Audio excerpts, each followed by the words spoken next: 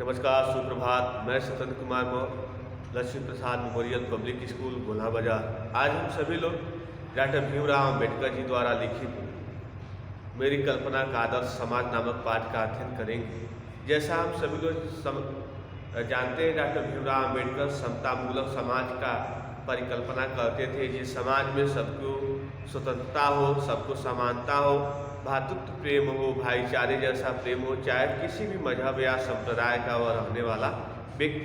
लेकिन उन्होंने जिस तरह की ये आदर्श समाज की परिकल्पना की, वह आदर्श समाज की परिकल्पना आज एक आदर्श शब्दावली ही बन के रह गई। यथार्थ में, वास्तविकता से वह काफ़ी दूर चली गई। जिस तरह से डॉक्टर भीमराव अम्बेडकर जी ने एक ही समाज में रहने वाले सभी व्यक्तियों को एक समान अधिकार देने के लिए, चाहे वह राजनीतिक अधिकार हो, चाहे सामाजिक अधिकार हो, चाहे वह आर्थिक अधिकार हो, धार्मिक अधिकार हो, सब प्रकार की एक ही जैसी समानता की नज़रों से देखने का प्रयास करते हैं। जैसा वह अपनी विचारधारा के माध्यम से यह बताने का प्रयास करते हैं कि जिस समाज में जो समता होती है, यानी समानता होती है, तो वह जो समतामूलक जो समाज होता है, वह समाज जो किसी भी देश या परिस्थिति के लिए काफ़ी अनुकूल होता है, और ऐसे समाज में हर एक व्यक्ति काफ़ी स्वतंत्र होता है और पूर्ण रूप से जिज्ञासु बनकर वह अपने जीवन में अपने कर्मों को फलीभूत या क्रियान्वित करने का प्रयास करता है। लेकिन वहीं पर जो समाज में जो जातिगत समीकरणों ने जन्म ले लिया, उन जातिगत समीकरणों को ध्यान में रखते हुए उन्होंने अपनी पहली जो रचना लिखी, श्रम विभाजन और जाति प्रथा। श्रम विभाजन और जाति प्रथा के माध्यम से वह यह भी बताने का प्रयत्न करते हैं कि किस प्रकार से आज के जो समाज है, आज के समाज में आप देखेंगे कि लोगों के श्रम के हिसाब से अब जात का निर्धारण नहीं होता है, बल्कि जात के हिसाब से अब श्रम का निर्धारण होता है। तो जिस समाज में श्रम के हिसाब से यदि पेशे का जात का निर्धारण नहीं होता है, इस तरह से वह समाज के लिए काफ़ी बाधा होते हैं, व्यवधान होते हैं, उस समाज का बहुत ज़्यादा विकास नहीं होता। जैसा हम अभी आपको बता रहे हैं कि जैसे आप देखेंगे कि उन्होंने पहली जो रचना लिखी कि श्रम विभाजन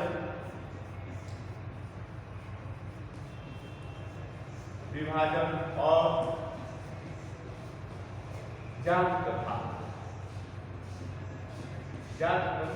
देखिए, तो इसके हिसाब से उन्होंने यह बताने का प्रयास किया कि श्रम के अनुसार अब ये श्रम क्या हो गया? पेशा। श्रम के अनुसार जाति का निर्धारण हो।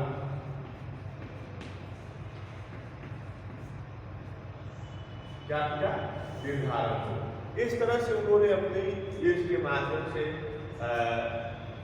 ध्यान दृष्टिकोण किया कि श्रम के अनुसार, पेशे के अनुसार जाति का निर्धारण। जैसा आप सभी जानते हैं कि हमारा समाज 4 वर्गों में विभाजित होता है। पहला जो वर्ग होता है उसको हम ब्राह्मण के नाम से, दूसरा जो होता है वह क्षत्रिय, तीसरा जो होता है वैश्य, चौथा जो होता है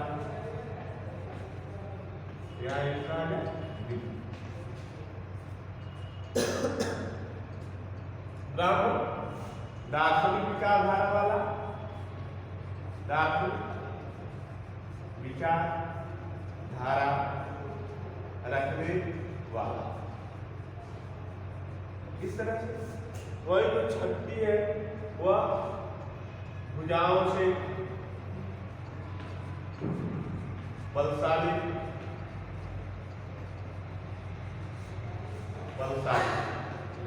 सुरक्षा देने वाला, यूं कहा जाए सुरक्षा देने वाला। वही जो वैश्य हो गए व्यापारिक बल, व्यापार कार्य दक्ष यानी कुशल। तो इन सभी लोगों में सहयोग करने वाला एक सहयोग के रूप में, सहयोग श्रमिक के रूप में काम करने वाला किसान भी हो सकता है, मजदूर भी हो सकता है। तो इस तरह से कहते हैं कि शर्त के अनुसार पेशे का निर्धारण, यदि वह दार्शनिक विचारधारा वाला है, उच्च विचारधारा वाला है, उसको ब्राह्मण जाति में रखिए। भुजाओं से अत्यधिक बलशाली है तो क्षत्रिय वर्ग में, व्यापारी वर्ग में कुशल है, रुचि रखने वाला वैश्य, या इन तीनों के अलावा जो है वह। तो प्रश्न यह उठता है कि यह स्वाभाविक नहीं है कि ब्राह्मण के घर पैदा होने वाला हर एक बच्चा दार्शनिक, ब्राह्मण घर पैदा होने वाला हर एक बच्चा दार्शनिक हो, क्षत्रिय के घर पैदा होने वाला हर एक बच्चा क्षत्रिय हो यानी बलिष्ठ हो। तो इस तरह से उन्होंने कहा, फिर उन्होंने लिखा कि श्रम के हिसाब से विभाजन होना चाहिए। श्रम के हिसाब से जब विभाजन होगा तभी एक आदर्श समाज की स्थापना हो पाएगी। यदि श्रम के हिसाब से विभाजन नहीं होगा, एक आदर्श समाज की स्थापना नहीं हो पाएगी। क्यों? क्योंकि वह कहते हैं कि श्रम के हिसाब से जात प्रथा होनी चाहिए, न कि जात प्रथा के हिसाब से, न कि जात प्रथा के अनुसार श्रम विभाजन।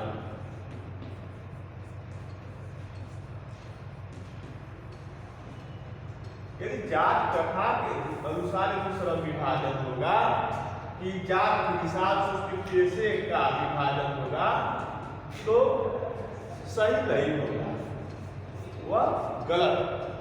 और श्रम के हिसाब से जिस समाज के विभाजन होता है जाति का, वह सही ढंग से समाज में अनुकूल भी होता है। क्यों? क्योंकि जात प्रथा के हिसाब से विभाजन, अब कहने मतलब है कि ब्राह्मण के घर पैदा हो गया कोई बालक और उसको काम किसका प्रिय है?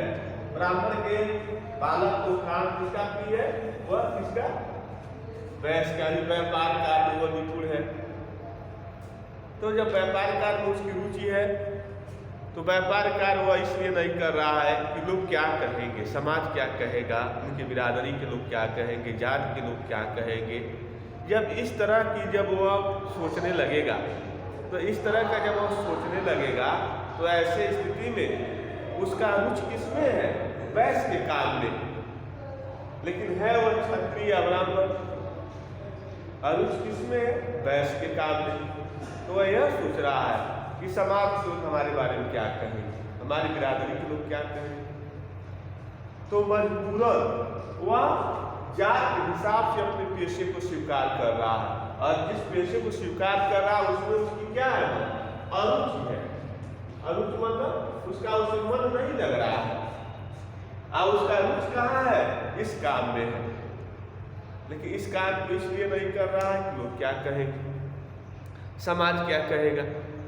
तो जब इस तरह की जब भावनाएं आ जाती है तो वहां पर देखेंगे आप, जब व्यक्ति जात के हिसाब से काम ढूंढना शुरू कर देता है, तो इस तरह से जब जात के हिसाब से काम ढूंढना शुरू कर देगा और उस काम में वह कुशल नहीं है, निपुण भी नहीं है, उस काम को वह कर भी नहीं सकता है सही ढंग से, लेकिन वह समाज की लोक लज्जा के लिए उस काम को स्वीकार कर रहा है, उसका जो रुचि है उसको वह नहीं कर रहा है, तो कहीं कहीं मन में खिन्नता है, दबाव है। तो जिस समाज में जात के हिसाब से पेशे का निर्धारण हो जाएगा, वहां पर जो है बेरोजगारी की जो संख्या है वह क्या हो जाएगी? बढ़ जाएगी। बेरोजगारी क्या हो जाएगी? बढ़ती चली जाएगी। और जब बेरोजगारी बढ़ती चली जाएगी तो ऐसी स्थिति में हम यह कह सकते हैं कि कहीं न कहीं जात निर्धारण भी बेरोजगारी की बढ़ने की सबसे बड़ा जो बिंदु हो वह एक जात समीकरण भी। जैसा आप लोगों ने 11 में पढ़ा होगा कि मोहन नाम का जो लड़का है, जो पंडित बंशीधर तिवारी जी का लड़का जो मोहन, जो गांव के पाठशाला में काफ़ी कुशाग्र है, काफ़ी तेज है, और इस तरह से उसके बारे में मास्टर त्रिलोक सिंह भी बड़ी बड़ी बातें करते हैं। गांव के बच्चों को भी पूरा विश्वास है कि मोहन पढ़ लिख कर एक दिन बहुत होशियार, कुछ काबिल इंसान बनेगा, अपना नाम, अपने परिवार का नाम, अपने क्षेत्र का नाम, स्कूल का नाम, मास्टर जी का नाम रोशन करेगा। लेकिन मोहन जब विपरीत परिस्थितियों में पहुंचता है जहां पर उसको पढ़ाई का अनुकूल माहौल नहीं होता है, तो ऐसे स्थिति में वह परिस्थितियों से क्या कर लेता है, स्वीकार कर लेता है, परिस्थितियों को स्वीकार कर लेता है। यह नहीं सोचता है कि हम ब्राह्मण के घर के पैदा होने वाले हैं, तो लोग जानेंगे तो क्या करेंगे, क्या कहेंगे। वह जिस परिस्थितियों को स्वीकार करता है उसमें पूर्ण रूप से मन लगा के स्वीकार करता है, और इस तरह से जब वह पूर्ण रूप से मन लगा के स्वीकार करता है तो ऐसे स्थिति में वह काम क्या सीखता है, वह काम सीखता है लोहार। लोहार जात के जो लोग काम करते हैं वह काम को सीखता है मोहन। एक ब्राह्मण कुल में पैदा होने के बावजूद जिसके बारे में लंबी चौड़ी बातें और लोग कहते थे, और वह काम सीखता है लोहार का। और जब सीखता है तो पूर्ण रूप से अपना उसमें रुचि लगा के सीखता है, और उसी कुशलता के माध्यम से वह गांव में भी अपनी पहचान बना देता है। तो कहने का तात्पर्य है कि मोहन अपने जो गलता लोहा शेखर जोशी की जो रचना है उसके माध्यम से मोहन जो ब्राह्मण कुल के घराने में पैदा होने के बावजूद भी वह अपने व्यक्तित्व के माध्यम से लोगों को यह संदेश देने का प्रयास करता है कि काम कोई बुरा नहीं होना चाहिए। जिस काम में हमारी रुचि होती है, जिस काम में हमारा मन लगे, उसी काम को करने का प्रयास करना चाहिए, न कि लोग क्या कहेंगे, समाज क्या कहेगा, लोग मेरे बारे में क्या सोचेंगे और आने वाली पीढ़ियां क्या कहेंगी, इसके बारे में नहीं हमें सोचना चाहिए। हमें अपनी कुशलता, अपनी कारीगरी पर ध्यान देना चाहिए और अपनी कुशलता और कारीगरी के माध्यम से अपनी एक पहचान समाज में बना का प्रयास करना चाहिए। तो इस तरह से इसमें कहा गया है कि श्रम विभाजन जो हो वह जात तथा श्रम, जैसा श्रमिक हो, जैसा पेशा, उसी के साथ उसका जात का निर्धारण कर दीजिए। यह नहीं जात प्रथा के हिसाब से श्रम विभाजन, कि जात के हिसाब से श्रम का विभाजन कर दीजिए कि ब्राह्मण है तो ये काम नहीं करेगा, क्षत्रिय है तो ये काम नहीं करेगा, वैश्य है तो ये काम नहीं करेगा। तो ऐसे समाज में क्या हो जाएगी, अराजकता फैलेगी और बेरोजगारी की संख्या दिन पर दिन बढ़ते चली जाएगी। क्यों? क्योंकि जिस काम को वह अभिलाषा रख रहे हैं उसकी योग्य है कि नहीं, ये भी तो बात है। हम दार्शनिक बनना चाहते हैं, विचारधारा हमारे, हम ज़्यादा पढ़े लिखे नहीं हैं, हम क्षत्रिय के समूह में सुरक्षा देना चाहते हैं, शरीर से हम वैसे ही दुर्बल कमजोर काया के। हम व्यापारी वर्ग बनना चाहते हैं, व्यापार में हमें जरा सा भी मन नहीं लगता, कुशलता नहीं है। तो इस तरह से हम यह कह सकते हैं कि हमें किसी न किसी प्रकार के जो जातिगत समीकरण होते हैं उसके हिसाब से पेशे का निर्धारण या निश्चय नहीं करना चाहिए। उसी तरह से दूसरे वाले विकल्प का मेरी कल्पना का आदर्श राज लिख दिए, कल्पना कर रहे हैं।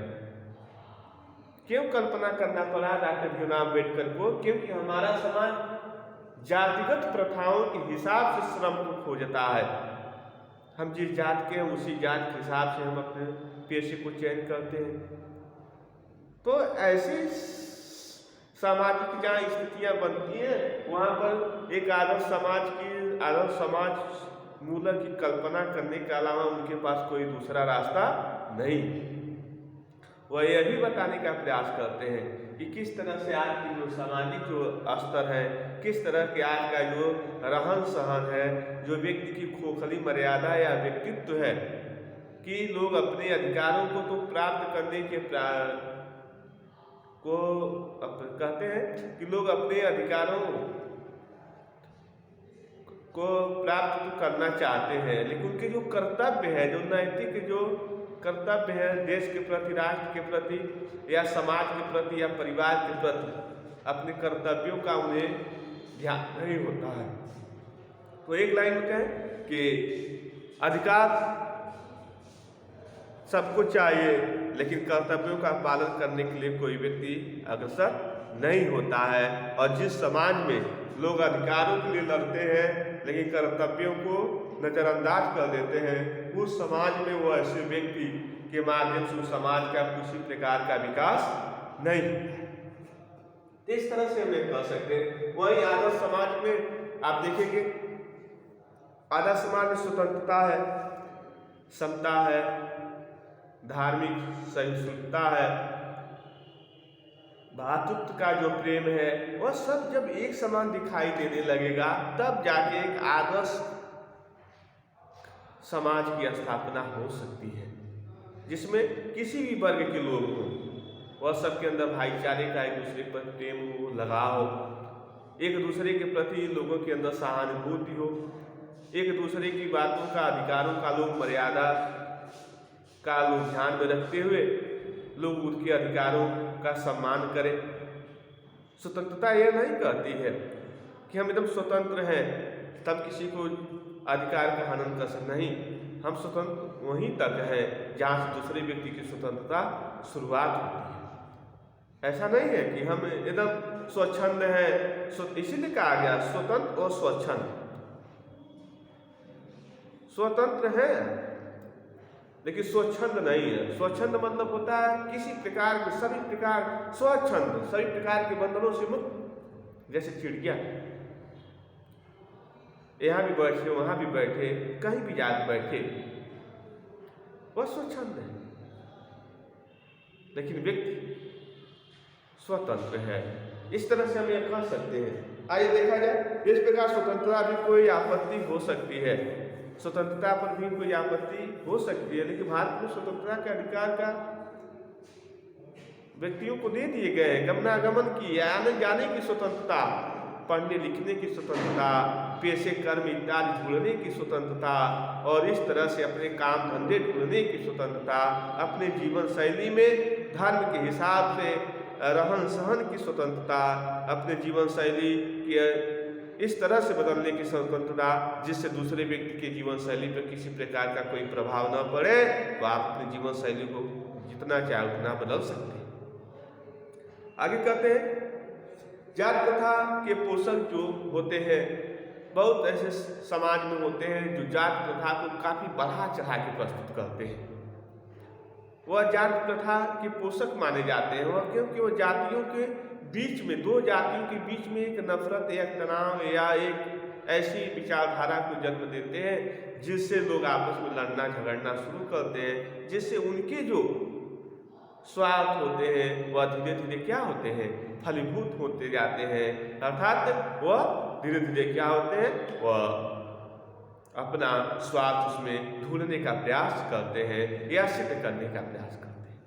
कहीं न कहीं हम यह देख सकते हैं कि आज के समाज में जो धार्मिक जो तनाव है, जो धर्म के नाम पर लोग लड़ते झगड़ते हैं, जो जातिगत रूप से लोगों के अंदर अस्पृश्यता या छुआछूत इत्यादि का जो भेदभाव है, वहीं कहीं न कहीं समाज का ऐसा एक श्रेष्ठ व्यक्ति है जो इन चीज़ों को और ज़्यादा समाज में बढ़ा चढ़ा के प्रस्तुत करता है, जिससे समाज के लोग आपस में लड़ते झगड़ते हैं और उसका जो स्वार्थ है वह धीरे धीरे फलीभूत होता है, सिद्ध होता है, और इस तरह से वह समाज में अपनी एक पकड़ बनाकर और समाज के एक छोटे से वर्ग को बहलाकर अपनी तरफ आकर्षित करके और एक समूह के जनाधार के माध्यम से वो आए दिन समाज में रोज मारपीट, हिंसात्मक वारदातें, जगह जगह विद्रोह, प्रदर्शन, झड़प इत्यादि चीज़ें कराने का प्रयास करते हैं। डॉक्टर भीमराव अम्बेडकर जी ये बताते हैं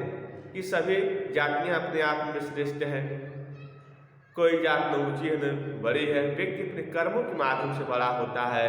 अपने जन्म या अपने उस पैतृक वंश के माध्यम से बड़ा नहीं होता है।